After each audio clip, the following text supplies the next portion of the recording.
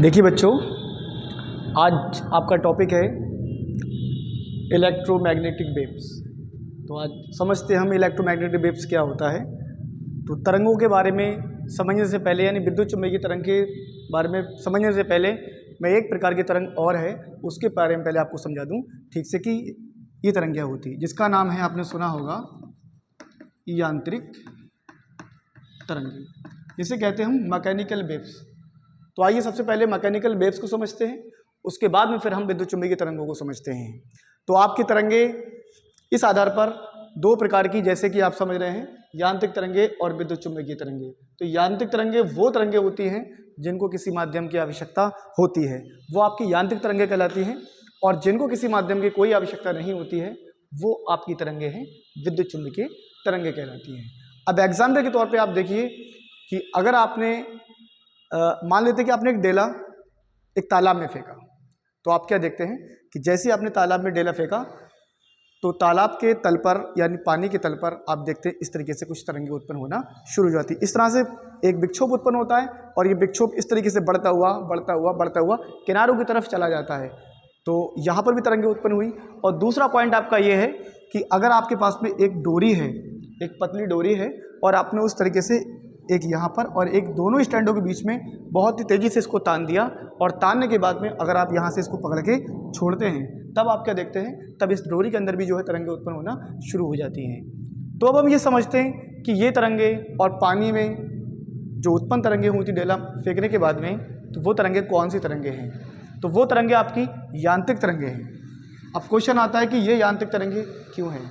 तो ये यांत्रिक तरंगें इसलिए हैं क्योंकि इनको एक माध्यम की आवश्यकता है, इसीलिए यांत्रिक तरंगें हैं। कि अगर ये तनी हुई डोरी ना होती तो ये तरंगें उत्पन्न नहीं होती।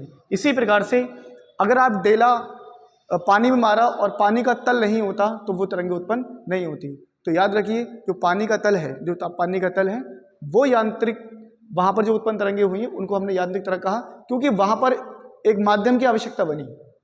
ठीक है, जो पानी का तल है वो उसका माध्यम बना, और यहाँ पर जो तनी हुई डोरी है ये इसका माध्यम बना। तो इस प्रकार से पता लगा कि वो तरंगे जिनको माध्यम की आवश्यकता है वो सभी तरंगे हमारी मैकेनिकल वेव्स यानी यांत्रिक तरंगे कहलाती है। ठीक है, और दूसरे प्रकार की तरंगे जो आती हैं हमारी, जिन्हें कहते हैं हम विद्युत चुम्बकीय तरंगे यानी इलेक्ट्रोमैग्नेटिक वेव्स। इन तरंगों को किसी भी माध्यम की आवश्यकता नहीं होती है।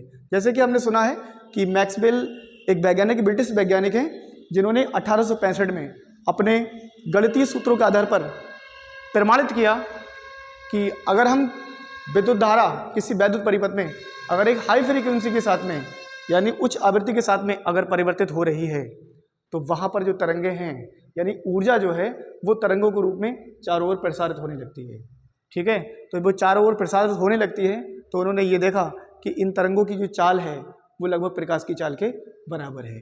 तो इससे उन्होंने ये बताया कि ये तरंगे जो हैं आपकी, वो आपकी विद्युत चुम्बकीय तरंगे हैं, विद्युत चुम्बकीय तरंगे हैं, और इनको भी किसी तरीके की कोई आवश्यकता नहीं होती, किसी मीडियम की कोई आवश्यकता नहीं होती है, इसीलिए इनको आपने विद्युत चुम्बकीय तरंगे कहा। ठीक है, और एक बात और कि जब इस तरीके से ये आपकी चलेगी विद्युत चुम्बकीय तरंग, तो आपके दो क्षेत्र वहाँ पर उत्पन्न हो जाएंगे, एक चुम्बकीय क्षेत्र और एक वैद्युत क्षेत्र। ये दोनों क्षेत्र जो हैं वो एक दूसरे के लंबवत होंगे। ठीक है, इसी तरीके से आप देख रहे हैं, और लगातार जो है आवृत्ति रूप से बदलते भी रहेंगे। जैसे ई है, ये आपका विद्युत चुम्बकीय क्षेत्र, और नीचे वाला जो दिखाई दे रहा है ई जो है आपका वो वैद्युत क्षेत्र है, और जो बी है वो चुम्बकीय क्षेत्र है। तो आप लगातार देख रहे हैं कि ये आवृत्ति रूप से परिवर्तित हो रहे हैं, और ये दोनों वैद्युत क्षेत्र और चुम्बकीय क्षेत्र दोनों जो हैं वो तरंग संचरण की दिशा के भी लंबवत है। तो इस आधार पर उन्होंने बताया कि विद्युत चुम्बकीय तरंगे जो है उनको किसी माध्यम की आवश्यकता नहीं होती। तो याद रखिए, जिन तरंगों को किसी माध्यम की कोई आवश्यकता नहीं, शॉर्ट में याद रखिए कि जिन तरंगों को किसी माध्यम की आवश्यकता नहीं वो विद्युत चुम्बकीय तरंगे, और जिनको माध्यम की आवश्यकता है वो कौन सी तरंगे हैं आपकी, वो तरंगे आपकी यांत्रिक तरंगे कहलाती हैं। जैसे कि आप देख रहे हैं कि सूर्य से आने वाला प्रकाश है, उसको किसी मीडियम की कोई आवश्यकता नहीं है, इसीलिए उसको हमने क्या कहा, विद्युत चुम्बकीय तरंगे कहा। ठीक है।